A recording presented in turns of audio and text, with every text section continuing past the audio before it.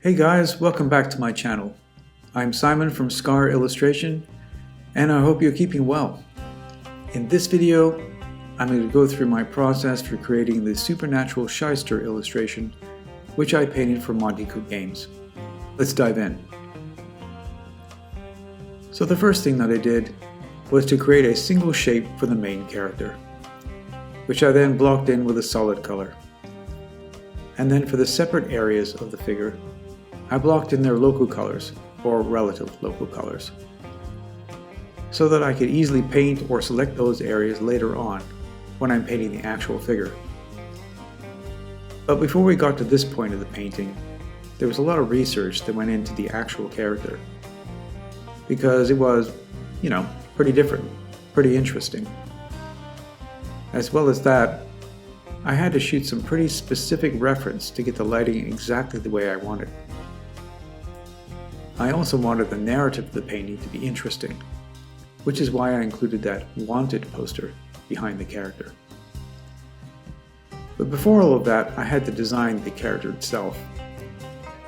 So I started by asking myself questions like, what is a shyster character? What does a shyster character comprise of? What does he even look like? And so I came up with this design and narrative.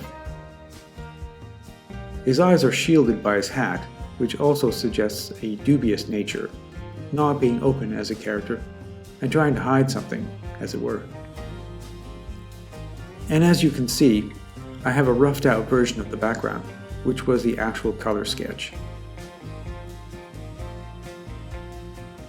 I went pretty far with the color sketch, so I could use that as a base for the final painting, which I then kept in the final so that I could see everything in context.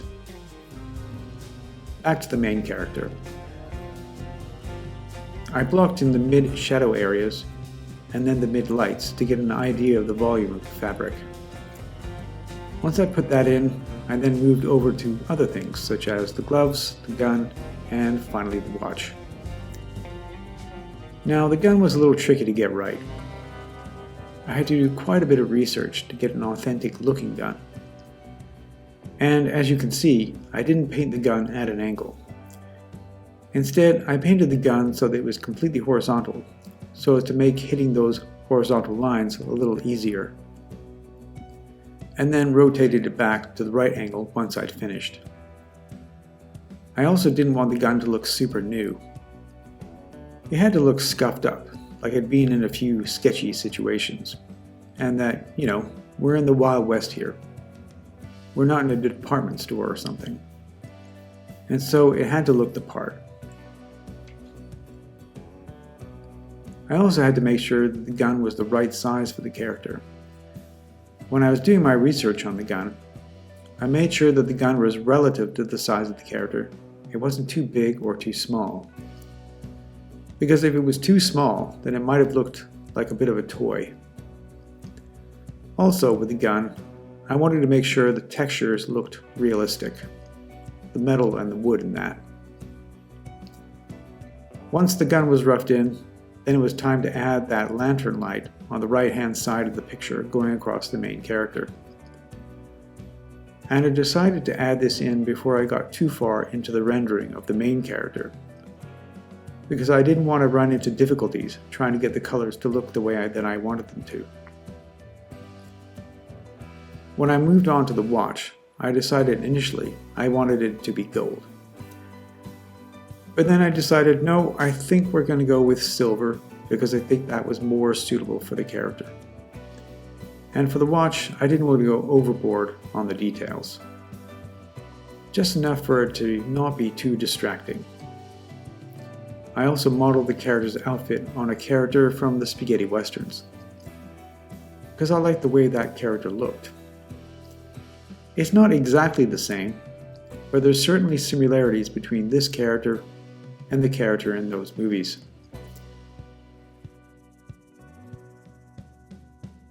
Now, as the character is predominantly in black, I had to sort of make certain areas stand out.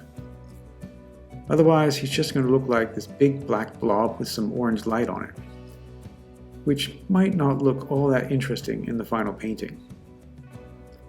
And this is where having good reference really helped out, specifically for the fabric folds, because there were a lot of folds.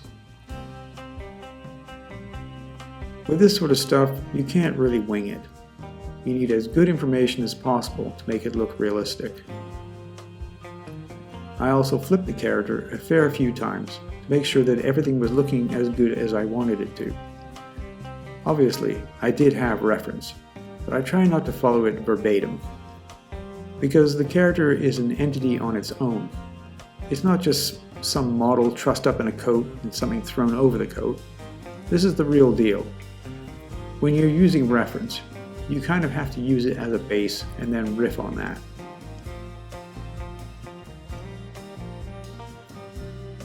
And this is where I kind of divorced myself from the reference.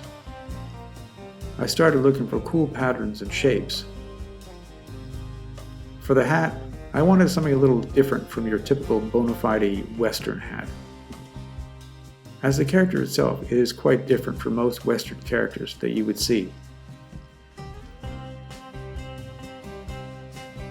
And then with the gloves, I wanted to make sure that the leather material was obvious.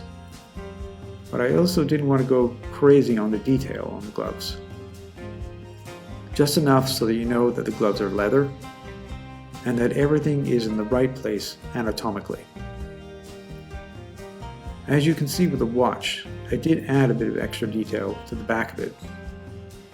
And I did consider adding some sort of motif or something on there. But then in the end, I decided not to go with that. Once I'd added the lighter color on the right hand side of the character, then it was time to even things up, the shadows and the midground. And I also added a darker gradient of color to the barrel of the gun that was furthest away from the lamplight on the right hand side. Then I added the green light that's emanating from the watch. I decided to go with a green light because it signifies something unusual, different, and possibly dark and ominous. And then it was just a case of getting all the light shapes correct on the coat. Once that was done, then it was time to paint in the watch chain. And I decided to paint this manually rather than just using some sort of chain brush, because I wanted it to look more realistic. And again, this is where good reference really comes in handy. Real quick, if you're enjoying the video, and you haven't done so already, please consider liking and subscribing, as this will make it much easier for me to continue making this type of content. Now, back to the video. Once all that was done, then it was time to move on to the background. For this, I basically painted over the color sketch, because all the main components were already there. It was just a case of finessing those to make them look more realistic. I had some okay reference for this, but there was definitely a bit of me making stuff up for this part. At the same time, I didn't want to go too crazy with the details because, once again, it's just the background. I didn't want the viewer to spend too much time hanging around there. I just want them to be looking at the main character and to take a cursory glance over to the left-hand side of the painting, to understand the context of what's happening and where the character is. The train itself was a little bit tricky to get right. I had some pretty good reference for this, but it ended up being sort of a mishmash of different things that I found online. Again, I wanted the suggestion of the train. I didn't want to be nitpicking every detail and for it to be a mini painting by itself. At the end of the day, it's just another background element. But at the same time, the elements that are on there still have to look believable.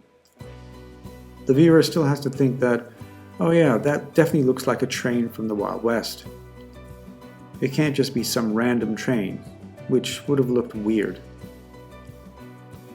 Then it was time to add in the little details to the train, such as the windows and the light on the front.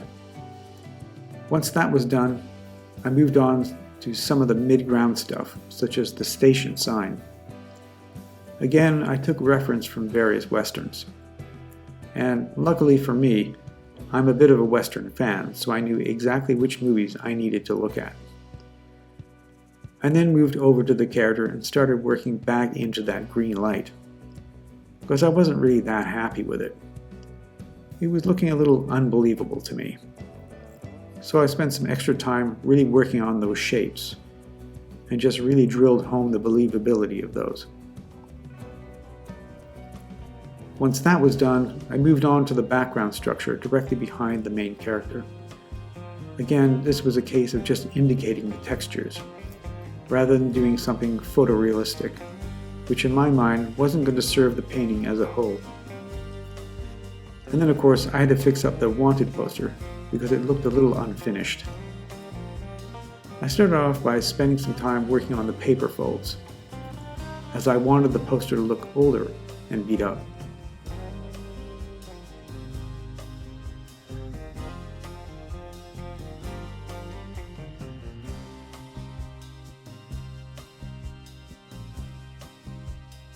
I also had to redo the illustration on the wanted poster, and this was trickier than I thought it was going to be.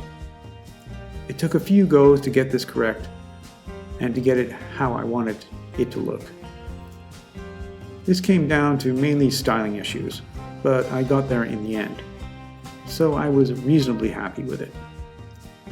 Again, it was just a secondary item in the grand scheme of things, but at the same time, I still wanted it to look like it fit in the world.